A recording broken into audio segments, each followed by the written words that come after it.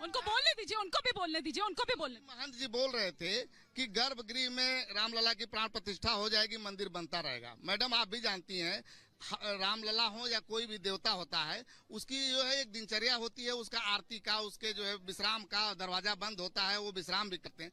सुबह से लेकर तक ये शाम तक जो है दर्शन कराएंगे लोगों को, और ये कह रहे हैं कि इतनी भीड़ आ रही है कि हम दर्शन का टाइम बढ़ाएंगे भी, तो उनको और देर तक जो है ये जगाएंगे। और रात में जब रामलला के विश्राम का टाइम होगा तो ये निर्देश यहाँ के प्रशासन का कि क्रेन रात में काम होगा, रात में वहाँ पे क्रेन चलेगी उनके सर के ऊपर, और वो रात में। इतना ख्याल है आपको, इतना इतना इतना ध्यान है आपकी पार्टी को, आपकी पार्टी इतना समझती है। ज्ञान है इनको, सनातन का बहुत ज्ञान है।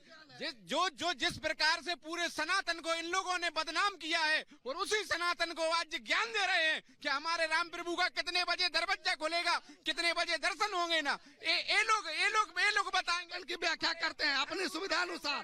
सनातन हमेशा जैसा था आज भी वैसे ही है, आगे भी। कैसा डेंगू मलेरिया जैसा? डेंगू मलेरिया की बात नहीं है, ये सब फर्जी अफवाह फैला। अच्छा, ये फर्जी अफवाह फैला रहे हैं, ये फर्जी अफवाह की बात नहीं है। अच्छा सुनिए, अच्छा सुनिए, एक सेकंड, सुनिए ना कमलेश जी, आपकी आवाज नहीं जा रही है ना, आवाज नहीं जा रही है। तेज प्रताप यादव का आपने बयान सुना, ये सुनिए तो, अरे सुनिए, आपके सहयोगी तो हैं वो, आप स्टालिन के लिए भी कह रहे हैं, आप स्टालिन के लिए, अरे सुनिए, पहले सुनिए, आपकी आवाज नहीं जा रही है, आप सुनिएगा कि नहीं सुनिएगा? आप सुनिए, आपकी आवाज ही नहीं जा रही है आप। अच्छा नहीं, एक मिनट, सूर्य मैथिल जी, क्या कोई जो 22 तारीख को आएगा वही राम भक्त होगा, आगे पीछे आएगा तो वो राम भक्त नहीं होगा? ये नैरेटिव, ये कहा जा रहा है, आप पर आरोप है कि ये नैरेटिव आप लोग बनाने की कोशिश कर रहे हैं कि भैया जो 22 तारीख को आएगा वही राम भक्त है, बाकी नहीं है। एक बात बताइए आपसे हिमानी जी, अभी आपके उस प्रश्न का भी उत्तर दूंगा, लेकिन एक चीज मैं ऐड कर दूं। अभी ये बोल रहे थे भगवान श्री राम के शयन का समय होगा, फिर आप क्रेन से काम करेंगे। आज तो बड़ा प्यार आ रहा है भगवान श्री राम पे, लेकिन जब भगवान फटे हुए टैंक में बैठे थे, जब भगवान सर्दी गर्मी बारिश को वहां झेल रहे थे, बिगर भवन के बैठे थे, तब आपकी आंख का पानी मर गया था या आपकी आत्मा मर गई थी? और दूसरी चीज, अरे हिमानी जी, अरे हम तो उनके वंशज हैं जिन्होंने इन गलियों में गोलियां खाई हैं। हम तो सतत प्रयास करते रहे कि भगवान श्री राम का दिव्य और भव्य मंदिर की प्राण प्रतिष्ठा हो। यही लोग थे जो रोक रहे थे। इन्होंने राम जो जन्मभूमि के कार सेवकों पे गोली चलवाई। राम रथ यात्रा के समय में कार सेवा हो रही थी, उस रथ यात्रा को इन्होंने रोका। उसके अलावा इन्होंने सनातन का अपमान किया। ये क्या कहते थे, इस देश के संसाधनों पर पहला अधिकार मुसलमानों का है, अल्पसंख्यकों का है, और आज ये राम राम करते घूम रहे हैं। तो ये मैं क्यों ना कहूं कि जब जमीन लगी फटने तो बेटों की राजनीति लगी होने। ये बीजेपी का जो है राम को राजनीतिक एजेंडा ये बना दिए हैं। राम इनके लिए वोट का माध्यम हो चुके हैं, राम के त्याग और उनके जो है सम्मान। लेकिन वो तो शुरू से ही उनके एजेंडे में रहा है ना, अभी एकाएक तो नहीं आ गया। मर्यादा पुरुषोत्तम राम को राजनीतिक एजेंडा नहीं। पर उनकी बात का तो जवाब दे दीजिए, जब प्रभु श्री राम टाट में रह रहे थे, जब वो पानी चूता रहता था, जब वो एक रस्सी के लिए भी सुप्रीम कोर्ट में अर्जी लगानी रहती थी तिरपाल पर, तब कहाँ थे आप? अशोक सिंघल जी से वार्ता के समय, कांग्रेस की सरकार के समय, बहुत पहले वहाँ जो है समझौते के तहत मंदिर बनाने की बात हो गई थी। आरएसएस और विश्व हिंदू परिषद के लोग कहे हम इतना जल्दी समझौते से बना लेंगे तो हमारा राजनीतिक एजेंडा क्या होगा? कांग्रेस तो 70 साल से तो राज किए है ना, क्या किए हमारे देश के लिए, क्या किए हैं? आप जहाँ खड़े हो राम की पैड़ी पे, कांग्रेस ने राम की ने करवाया है, श्री नरेंद्र मोदी जी करवाए शिलान्यास जो है। 500 साल से याद नहीं आई तुम्हारे लिए? जो 500 साल जो गुजर गए हैं ना, तब याद नहीं आए श्री राम? आज तुमको ज्ञान देने लगे कि वहाँ पर कैसा राम मंदिर। अच्छा सुनिए, एक मिनट, थोड़ा सा शांत। इन्हीं की पार्टी के हैं एक तेज प्रताप यादव, लालू जी के बेटे, आपको पता ही होगा। वो कह रहे हैं कि 22 तारीख को प्रभु श्री राम नहीं है। अरे भैया, गठबंधन के हो है तो आप ही के गठबंधन के, एलआई तो है आपके। अरे तो ठीक है ना, आप शांत रहिए ना, थोड़ा शांत रहिए। आपका अब क्या बात हो रही है? अभी क्या बात हो रही है? अभी तो आप नहीं तो सुनिए, सबसे बड़ी पार्टी है आप गठबंधन की, आप ये बताइए क्या कंट्रोल है आपका? कोई भी आए दिन कुछ भी बोलता रहता है। हर आदमी के अपनी पार्टी के अपने विचार है, वो बोलेंगे। ये पीडीएफ से बोलेंगे, ये पीडीएफ विचार ही वही है। इनके जो विचार हैं वो सनातन विरोधी विचार ही हैं। इनके वही डेंगू मलेरिया के इनके विचार जो है मैम, सुनिए, बाकियों को भी बोलने दीजिए। एक आपकी आवाज ही नहीं जा रही है। इंडिया अलायंस जो है मैम, इनका चेहरा यही चेहरा है मैम, इंडिया अलायंस का यही चेहरा है। अब देख लीजिए आप इस समय प्रेजेंट टाइम में किसका चेहरा है? बहुत दिन नहीं हो गया है, वो 3 पीढ़ी पहले की बात नहीं है, कुछ महीने पहले। अच्छा सुनिए ना, दूसरे को भी सुनिएगा कि नहीं सुनिएगा? दूसरे को भी सुनिएगा कि नहीं सुनिएगा?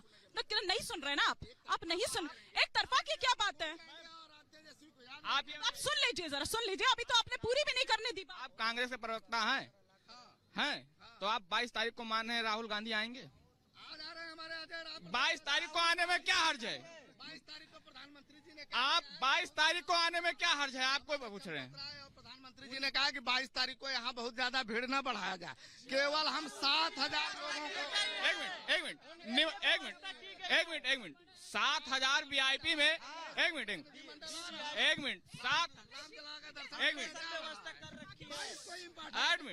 7,000 में 7,000। कमलेश जी थोड़ा सा धैर्य। कमलेश जी आपकी आवाज नहीं जा रही। एक सेकंड, ये कह रहे हैं कि 22 तारीख को प्रभु श्री राम नहीं आएंगे, सपने में बता के गए तेज प्रताप जी को। मैं उनको सद्बुद्धि देना चाहता हूँ। राम आए राम भद्राय रामचंद्राय वेद से रघुनाथाय नाथाय सीतायापते नमः। लंपट कब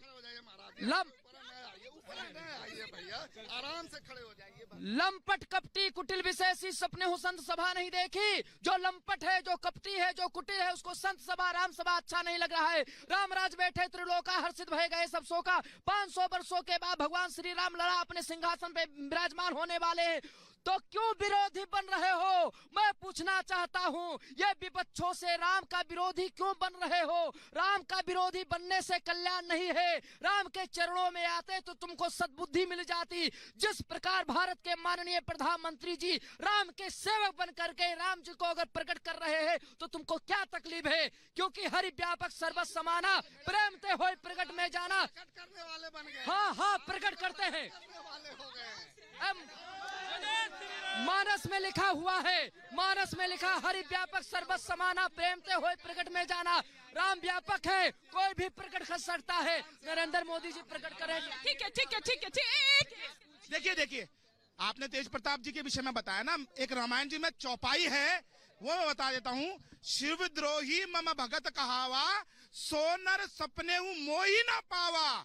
शंकर विमुख भगति चाह मोरी, सो नार की मूड मति थोरी। तो मतलब कि जो शिव द्रोही है, जो राम द्रोही है, वो कभी सपने में भी मुझे नहीं पा सकते। ये हमारी मानस में लिखा है। तो भैया उनके सपने में कौन है? उनके सपने में इटली से आ सकते हैं, उनके सपने में काबा शरीफ से आ सकते हैं, लेकिन उनके सपने में हमारे भगवान श्री राम नहीं आ सकते हैं। जो कि जब रमजान हो, आपके पेटेंट है, हमारे पेटेंट सनातन के पेटेंट हैं, और हम सनातनी हैं, और हम गर्व से कहते हैं कि हम सनातनी हैं। हम भगवान श्री राम के जन्मभूमि के लिए हमने रक्त बहाया है। हमने भगवान श्री रामचंद्र जी की जन्मभूमि के लिए इसी सरयू में अपना रक्तदान दिया है, याद कर लेना। हाँ छोड़ो। अच्छा ठीक है। एक सेकंड, कुछ कहना है आपको? कुछ कहना है? मेरे को यही कहना है, जो इतना बड़ा कोई सरकार नहीं कर पाई। 65 साल कांग्रेस सरकार ने राज किया, अभी तक कहाँ वो सरकार थी? सुनिए, एक मेरा सवाल है आपसे। कमलेश जी जरा सुन लीजिए ना, धैर्य रखिए, बौखलाइए नहीं। एक सेकंड, बौखलाइए नहीं, एक सेकंड,